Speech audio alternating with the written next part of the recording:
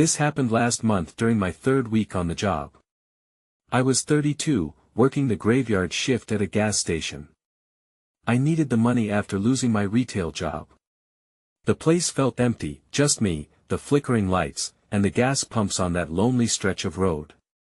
I didn't expect anything strange to happen during those hours, unless a weird customer came in. I still can't shake what went down that I clocked in around 11 p.m., and it was quiet. The hum of the coolers buzzed in the background. I sorted snacks and kept an eye on the pumps. Around 2 a.m., I spotted an old man outside. He stood by the gas prices, just staring. He didn't come inside. Just stared. It creeped me out a little, but I shrugged it off. I had other tasks to do. I kept working, but a chill crept in. Each night brought odd things. It was like the gas station was alive and turning against me. One night, I noticed a pack of bottled water gone. I had just stocked them, I swear. My skin prickled as I tried to ignore it. The aisle felt hot suddenly, not just from the lights. My instincts flipped on, and I felt every hair on my arms standing up. Who knows how thin the veil could be in a little store like this? Then one night, while straightening the candy aisle, I heard it. A girl's giggle echoed around me. I spun around, expecting someone had come in. The door jingled, but no one was there. I chuckled nervously.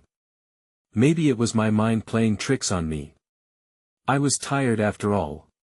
Yet, that unease settled in my stomach. The strange reflections in the glass haunted me. I could see shapes that shouldn't be there. Shadows twisted in the corners of my eyes.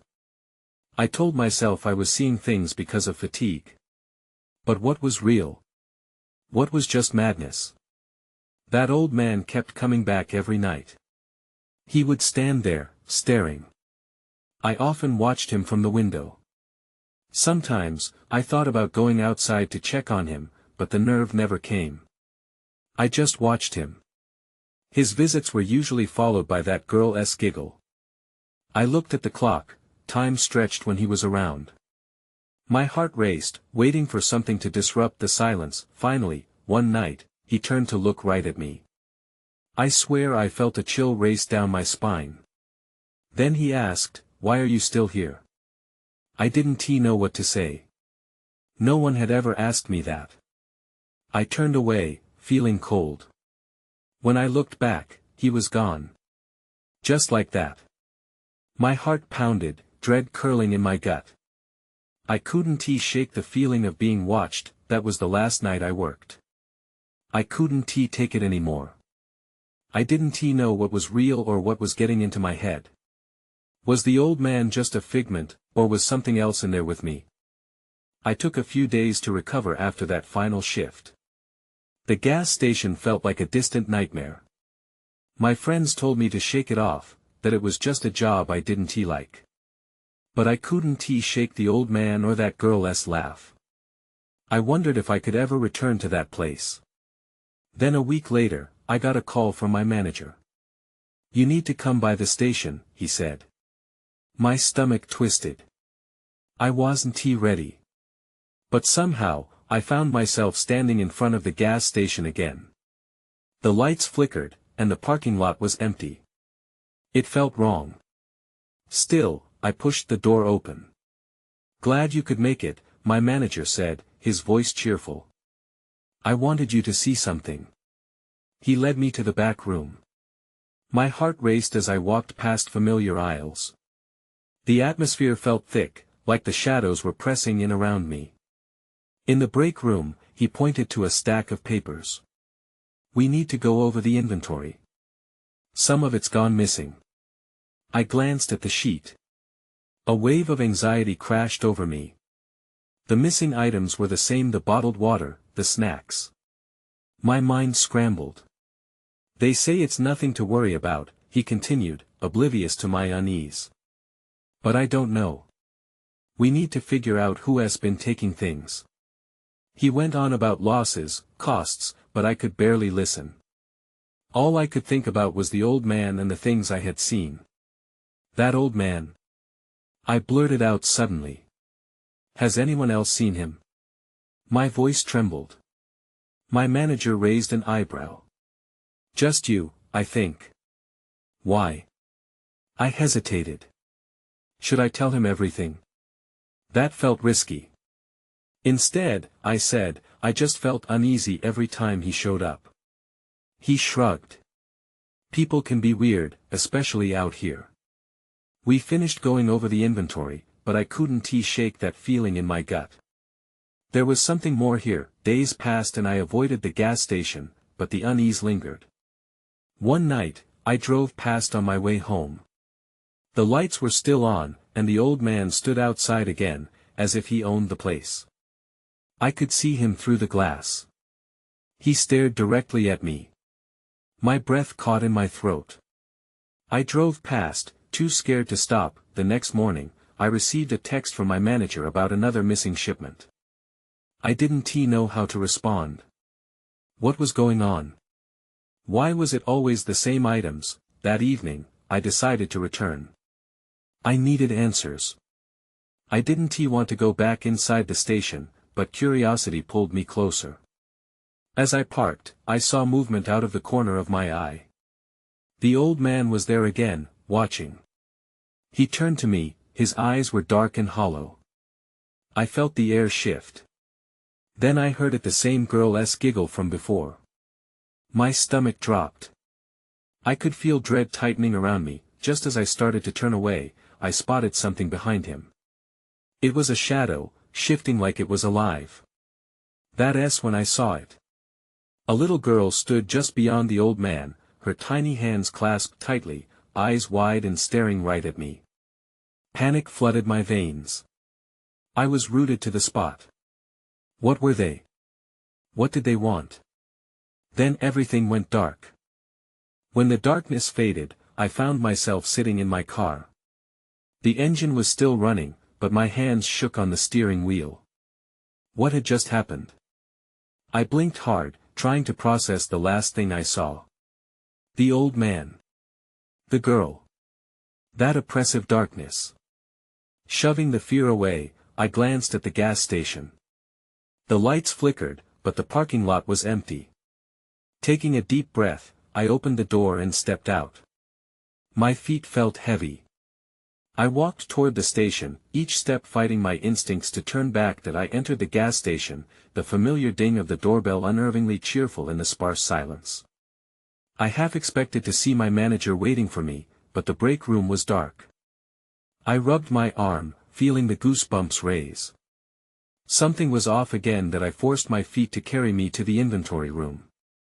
As I flipped the light switch, the harsh fluorescent lights buzzed above me, and I was met with the familiar sight of shelves lined with snacks and drinks. The noise of my footsteps echoed against the walls, and with each step, my heart raced. Then I noticed it. A small item on the ground just past the shelves, a bright pink hair clip. My stomach dropped. It was the same kind I had seen in the girl's hair. I picked it up, holding it delicately between my fingers. What was this doing here? Suddenly, the hairs on my neck stood on end. I turned around, but there was nothing. Just shadows. The shadows felt thicker, closing in as I stared into the dark corners of the room. Fear clenched around my chest. I wanted to leave. But my curiosity held me there. I needed to know what was happening. I decided to check the back door, see if anyone else was around. As I turned the handle, the door swung open with an eerie creak. The cool night air rushed at me, carrying faint laughter. My heart raced with each step I took down the narrow alley behind the station. Then, out of the corner of my eye, I saw her again, the little girl. Standing at the far end, her wide eyes fixated on me. Adrenaline surged through me, and I called out, "Hey! Are you lost?" She didn't respond. Instead, she turned and darted around the corner. Instinct kicked in. I couldn't let her go alone. I sprinted after her, but the shadows loomed larger. Still, I followed. I rounded the corner, but she was gone. The alley was empty. I was breathless, scanning the area for a sign of her. Confusion and dread began to swirl together within me. Had I just imagined it all? I stepped back, heart hammering, and bumped into something solid. I whipped around, ready for anything, but instead of the girl, it was the old man. He loomed just behind me, his presence suffocating, eyes boring into my soul. "What do you want?" I stammered, fear coating my words. He raised a finger, point right at me, his voice a mere whisper that wound its way through the dark. "You shouldn't have come here." A chill raced down my spine, and before I could respond, he faded into the shadows. I stumbled back, ready to run, but then I heard a faint giggle, echoing around the corner that I took one last look into the void before bolting back toward the gas station. I needed to leave, but as I reached for the door, it swung shut on its own, locking me inside. The lights flickered again, and I realized this nightmare was far from over. I pounded on the door, the sound echoing in the cramped space of the gas station. "Let me out!" I yelled, panic rising in my throat. My heart thrummed painfully against my ribcage. The overwhelming darkness seemed to press closer, like it was alive that I turned around to face the inventory room again, half expecting to see the old man or the girl materialize from the shadows. But nothing stirred. Just me, the flickering lights, and the shelves lined with snacks that suddenly felt like they were swaying, as if mocking my fear. Then, the laughter came again, this time louder. It echoed off the walls, rising and falling, wrapping around me like a blanket of dread. I could tell it was coming from somewhere deeper in the station. With a shaky breath, I took a step forward. "Hello?" I called, my voice barely a whisper. No response, just a pulse of silence before the laughter resumed. It had a haunting quality, almost playful, as if I were the punchline to a joke I didn't understand. That I glanced back at the locked door. My escape was thwarted. If I was going to find out what was happening, I had to confront the laughter. I edged into the small hall leading to the bathrooms, where the sound grew louder and closer. As I approached the hallway, I noticed a flickering light spilling from under the bathroom door. It was a stark contrast to the rest of the dim gas station. I cautiously reached for the handle and paused. The laughter stopped. Swallowing hard, I turned the knob and pushed the door open. The room was empty, save for the broken mirror on the wall and a strange, tattered doll lying in the far corner. It had bright, pink hair just like the girl escalate. My stomach twisted that I stepped inside, compelled to pick up the doll. Its glassy eyes stared blankly at me, and as soon as I touched it, the laughter erupted again, louder than before, making the walls tremble. I dropped the doll as if it burned my skin, that s when I caught a glint of something in the cracked mirror. I leaned closer, squinting to make sense of what I was seeing. There, just behind me, in the reflection, stood the little girl. Her face was calm, unnaturally so, but her eyes were wild with an eerie excitement. I spun around, heart racing, but she wasn't there. Panic flooded my senses. "Where are you?" I shouted, my voice breaking. The laughter grew shrill. I stumbled back against the wall, nearly knocking over a shelving unit filled with cleaning supplies. In that moment, amid the chaos, the lights flickered off completely, plunging me into darkness. Breathless and disoriented, I fumbled for my phone. I needed light. Just as I turned it on, the laughter turned into a high-pitched cackle. Cold fingers of dread wrapped around me as shadows came alive, swirling and dancing in my phone's weak beam. There was no escape this time. I had to confront whatever was lurking in the darkness. That realization struck me like ice. In the corner of the bathroom, a movement caught my eye. Something or someone was waiting. "Please, don't," I whispered. The shadows responded. The lights flickered back on, and the girl stood inches from me, staring as she raised her little finger to her lips, a gesture of silence. In that moment, everything went cold, and I knew I was in deeper than I ever expected. That I walked into a trap. I couldn't breathe. The girl's stillness felt like a heavy weight pressing down on my chest. I opened my mouth to scream, but no sound came out. She just stood there, her tiny body radiating a strange energy that sent chills up my spine. Was she real? Or was she another illusion conjured by the gas station's twisted atmosphere? Finally, she spoke. "Shoo," she whispered, her voice almost melodic. "They're listening." I blinked, trying to process her words. Who was listening? Before I could ask, she turned on her heel and darted out of the bathroom, swift as a shadow. My heart hammered as I chased after her, instinctively following the only flicker of light in this dark nightmare. "Wait!" I shouted, desperation clawing at my throat. I burst out of the bathroom and into the dimly lit hallway, but she had vanished. The laughter returned, echoing like a taunt through the corridors of the gas station. It was like the walls themselves were mocking me that I stood frozen for a moment, heart racing. Where could she have gone? I peered into the small convenience store area, half expecting to see her dart between the shelves. Instead, I heard a soft, rhythmic tapping. I followed the sound, moving cautiously toward the inventory room. The door creaked open as I approached. My grip tightened on my phone, the light illuminating a mess of disordered shelves and scattered boxes. With every step, the tapping grew louder, almost like a heartbeat.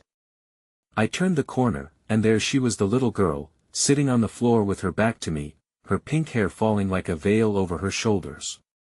"Please don't," I breathed, though I couldn't decide if it was for her or for myself. I wanted to run, but my feet felt glued to the ground. She slowly turned her head, her wide eyes filled with a strange mix of curiosity and mischief. Then she smiled, revealing teeth that were far too sharp for someone so small. "Help me," she said, her voice barely above a whisper. "They want to play." "What do you mean? Who wants to play?" My voice shook. It was impossible to ignore the cold dread creeping up my spine. Her smile widened, and for a brief moment, I thought I could sense something shifting in the air around her, a terrible energy that seemed to pulse in time with the laughter echoing through the station. "Just follow," she said, her voice smooth as silk. Then she stood, gliding towards the back of the inventory room.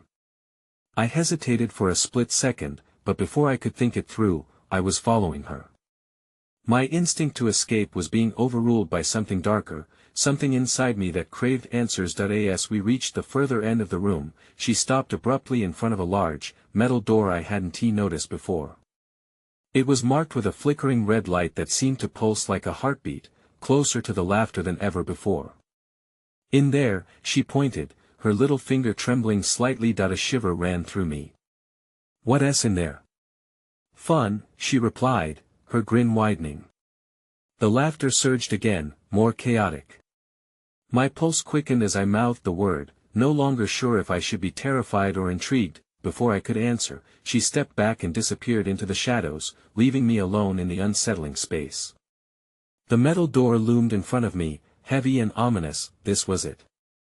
Whatever was behind that door might reveal the truth, or seal my fate.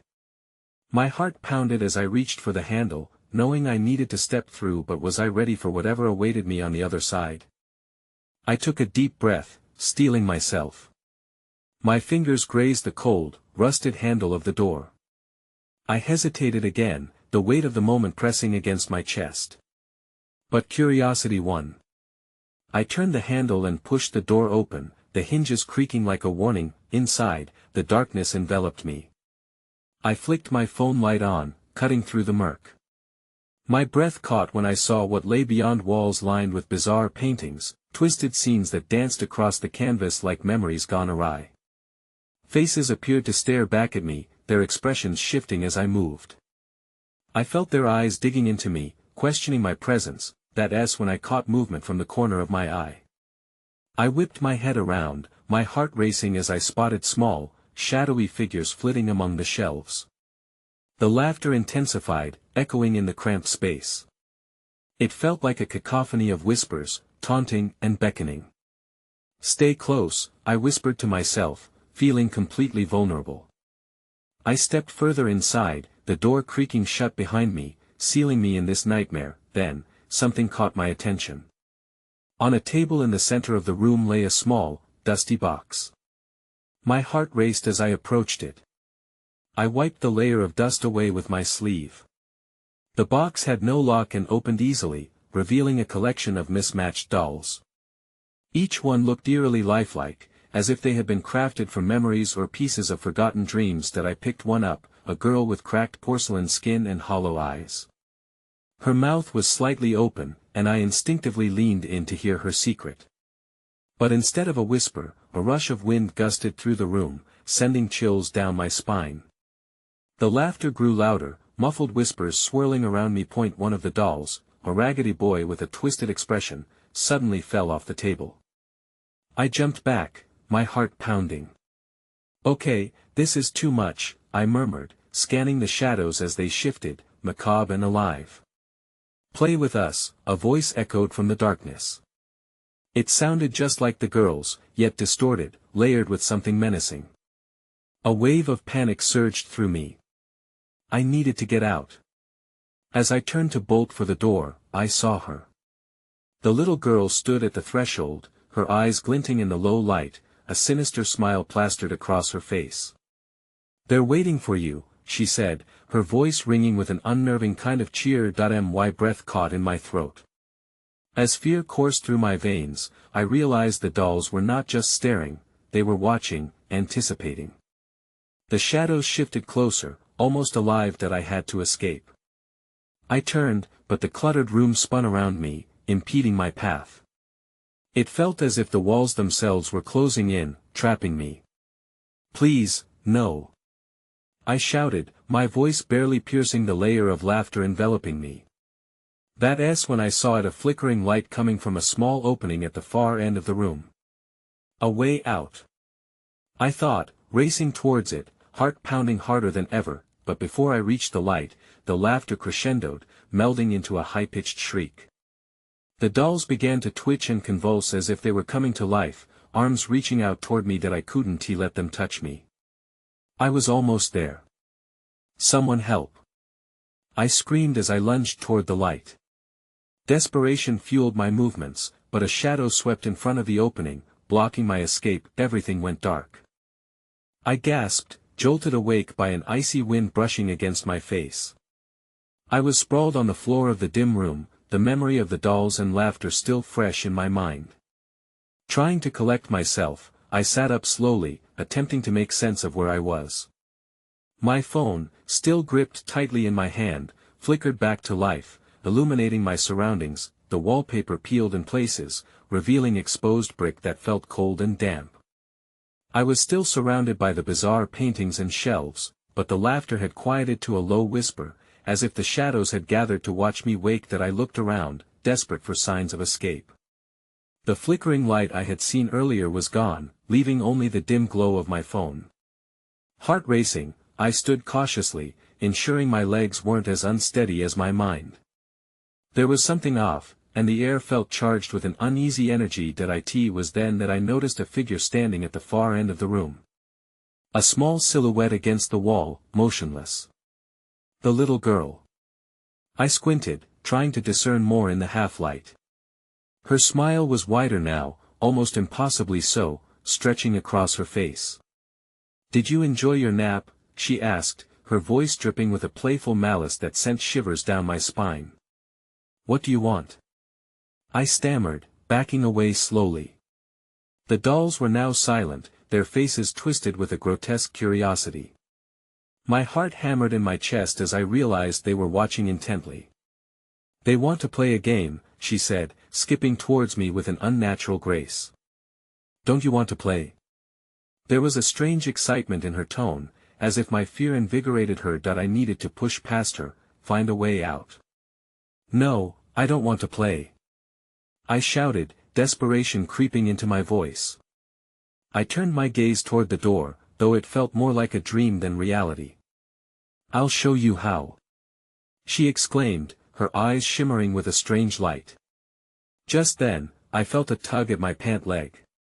I looked down to see one of the dolls from the table gripping my ankle, its twisted face turned up in an eager grin. Shock forced a scream from my lips that I kicked my leg free and sprinted past the girl, adrenaline racing through me. I ran down a narrow aisle, weaving between the shelves, but I could hear them coming.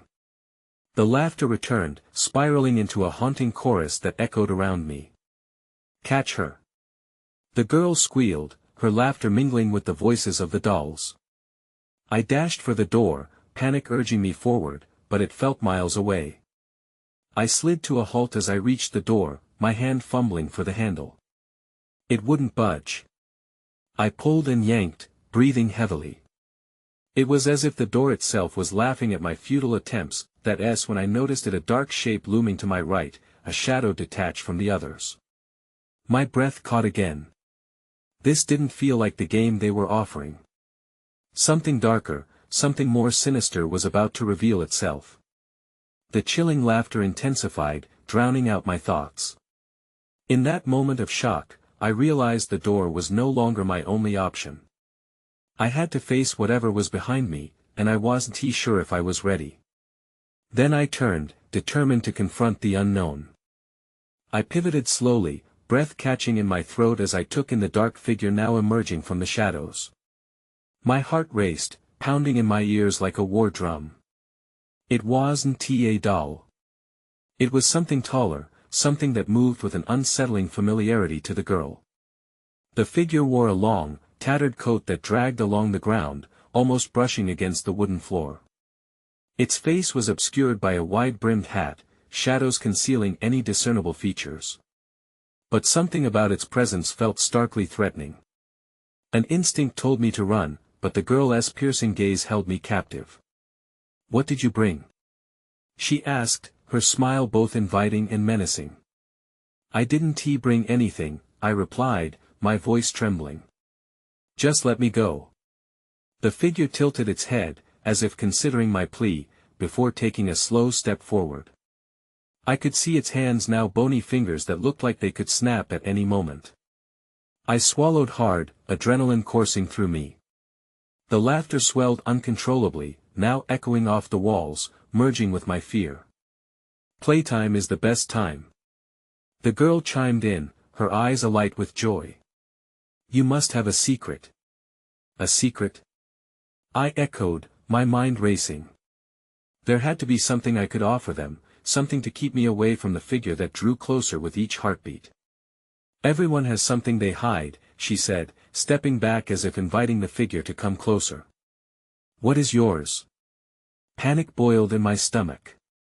They wanted me to unveil my fears, my thoughts. But I had no intention of giving in. I gripped my phone tighter, its glow flickering in the darkening room. "I won't tell you anything," I shouted, defiance surging through me. The figure paused, and for a moment, the laughter quieted, almost in surprise. Then, the atmosphere shifted. The figure lunged toward me with an inhuman swiftness. I turned and bolted back toward the shelves while trying to keep my footing. My heart hammered as I heard the sound of wooden feet pounding against the floor, the dolls now revived by the excitement of the chase. "Let us see what you're hiding," the girl called after me, her voice a mix of glee and malice. Desperation clawed at me, propelling me to the edge where the shelves met. I squeezed through the narrow gaps, the shelves rattling from the force of my escape. But the laughter transformed into a symphony of taunts, filling the air. Suddenly, my foot snagged on something. I stumbled and fell, my phone slipping from my grasp. It clattered to the floor and flickered out, casting me into full darkness. My pulse raced, echoing in the silence that followed after I fell, and when I saw it, a glint of silver amongst the dust on the ground. An object, half buried beneath the floorboards. I reached for it instinctively. Whatever it was, it might help me. But as I grabbed it, a whisper curled into my ear, chilling me to my core. "Don't reveal your strength or it will cost you." The shadows seemed to thicken around me, and I realized this was only the beginning. The game had truly started, and the stakes were climbing higher with each passing moment. I forced myself to stand, clutching the silver object tightly. It felt cold and solid in my palm. Even without a light, my instinct told me it was a key to something hidden, something crucial. I could feel it pulsing with a strange energy, as if it had a life of its own. Just as I straightened, the laughter erupted again, louder this time, a wicked chorus echoing through the shadows. The girl appeared in a flash, her eyes gleaming like polished stones. She tilted her head, watching me curiously. "What did you find?" she asked, her tone sharp and eager. I didn't answer. Instead, I slipped the key into my pocket, feeling a rush of urgency to hide it. Whatever this was, I had to keep it safe. I had no idea what kind of game they were playing, but losing this key would be a mistake I couldn't afford. "Are you going to play, or are you just going to hide?" The girl's voice danced through the room, laced with mockery. I could hear the figure shifting behind her, creeping closer. I swallowed hard and scanned the nearby shelves. The dolls were coming to life, their painted eyes now watching me with a blend of expectation and hunger. "Where do you think you're going?" the girl taunted, taking a step toward me. I needed to think fast. As I backed up against the shelves, my mind raced. I had to find an exit, but the room felt like a maze, dark and suffocating. I could already hear the scrape of the figure's coat against the floor, closing in that I heard a creaking sound just above me. I looked up to see one of the dolls, a porcelain one dressed in simple clothing, swaying slightly as if trying to keep its balance. It seemed out of place among the chaos. I reached for it, grasping the cool surface, hoping for some kind of connection. Unlocking the mysteries buried in this twisted den was my only option. But as I touched the doll, a surge of energy coursed through me, and I felt a sudden clarity. An image flashed in my mind, a vision of a door, old and rusted, with a lock that matched the key I now possessed. My heart raced as I pictured it. "Where is it?" I whispered. "Looking for something?" The girl's voice cut through my thoughts, and I turned to see her lilting figure a few feet away, a cruel smile playing on her lips. That I shook my head, trying to dispel the fear that threatened to consume me. "I'm not telling you anything." The laughter shifted, dark and chilling. "But you're the one who holds the secret now." She stepped closer, her excitement palpable. The bony figure moved beside her, the coat billowing as it loomed over me. I felt the room close in, walls pressing against my resolve. I couldn't stay here, I had to move. With newfound resolve, I ducked past the girl and dashed for the dark corner of the room, my heart pounding like an electric drum. I could hear their footsteps behind me, the dolls rustling with each desperate step I took. "Don't let her go!" the girls screamed, and with that, all semblance of playfulness vanished. I could feel their determination fanning the flames of panic inside me. Then, out of nowhere, I stumbled over something else, a small box hidden beneath a table. I hit the ground hard, gasping as I glanced over my shoulder. The girl was nearly upon me, and the figure closed in from the other side. Without thinking, I fumbled open the box, realizing this was my chance. Inside, I found something that made my blood run cold. A collection of photographs, each featuring me captured moments from my life that I never thought anyone could see. My breath caught in my throat as I recognized the name scrawled on the top of the box, Playthings. This revelation twisted in my gut, illuminating the horrifying question that now burned in my mind: what did they want with me? I had to find out quickly, or I might never get the chance. I staggered back, clutching the box of photographs to my chest, nausea churning in my stomach. The faces staring back at me, my friends, family, snapshots of mundane moments from my life, felt like a punch in the gut. I was their plaything, their curiosity. A shiver coursed through me, mixing panic with bewilderment. "What do you want with these?" I demanded, my voice hardly sounding like my own. The girl's smile widened, more chilling than before, revealing sharp little teeth. "They want to see if you're fun," she said, almost innocently. The shadows around her and the figure twisted, swirling like a tight coil of anticipation. The laughter ebbed just slightly before rising again, echoing in the small space like a symphony of torment. "Fun.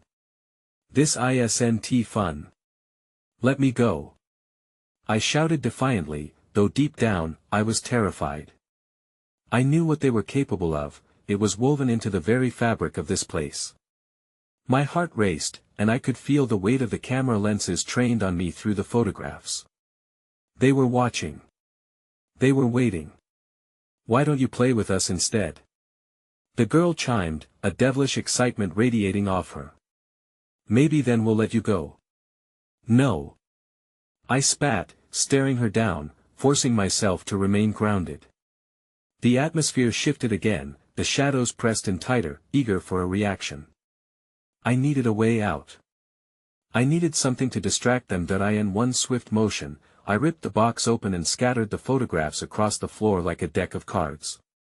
Each portrait fluttered like it had a life of its own, swirling images of laughter and moments that felt distant now. The girl tilted her head, momentarily intrigued by the flurry of pictures. There. I seized the opportunity. That's what's interesting. Look. I pointed down, hoping to draw her attention towards the disarray of my life laid bare at our feet. Her focus shifted as she crouched to inspect a particularly expressive photo of me at a friend's birthday party, blowing out candles. The figure behind her halted, its presence pressing heavy in the space. The laughter quieted as they both examined the mess I created, their curiosity piqued by the sudden chaos. I took a few tentative steps back, heart pounding, weighing my options. I couldn't escape out the door while they were distracted, but perhaps there was another way. I glanced toward the shadows at the back of the room, eyeing the remnants of my earlier panic. That door, the one marked with the flickering red light, could be my salvation. With a rush of adrenaline, I turned and bolted for the door, pushing through the growing panic that threatened to engulf me again. I could hear the girl's voice lift in an ecstatic giggle behind me. Wait. We need to play. The thumping of my heart drowned out her words as I reached the door. My hands fumbled for the handle, but it wouldn't budge. I pounded it with my fists, desperation clawing at my mind. Come on, come on. I muttered, twisting and yanking with all my strength. The laughter surged again, and I felt the shadows gain ground behind me. You can't escape.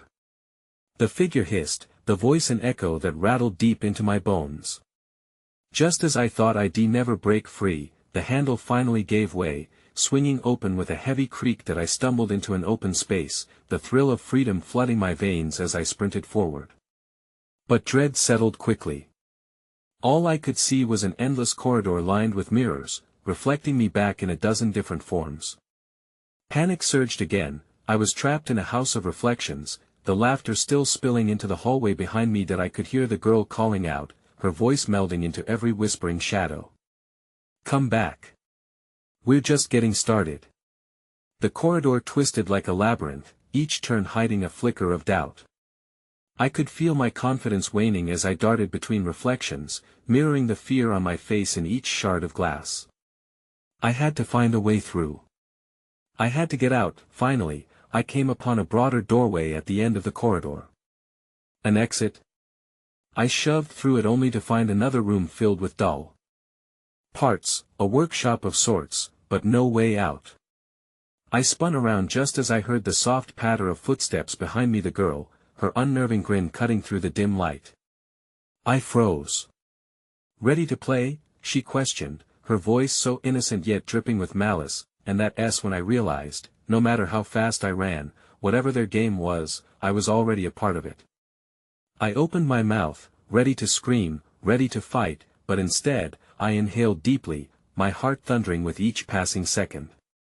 I didn't know whether the old man or the girl was real, or if it was all a dream, but one truth pierced my foggy mind: I had to escape this game, or lose myself to whatever waited. In that very moment, the lights flickered once more and everything went dark again.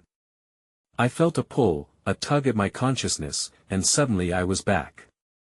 My heart hammered against my chest, adrenaline flooding back into my veins as I jolted upright in my car, parked just outside the gas station, the night still engulfing the sky around me. The gas station stood eerily still against the backdrop of the dark night, no trace of the old man or the girl lingering in sight.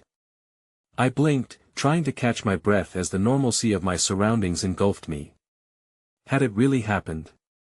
What was real? I stared at the station, feeling the weight of uncertainty press against me. I knew I wouldn't be able to walk back in there, not after all I'd seen. Not after the laughter that rang in my ears, the eyes that followed my every move. I had escaped the darkness, but I wasn't sure if I had truly left it behind. With one last glance, I started the engine, breathing deeply. I left that place behind, but its shadows haunted me, lingering in the corner of my mind. I guess I'll never know what dwells in that gas station. I can only hope it stays there, waiting, forever hidden from view.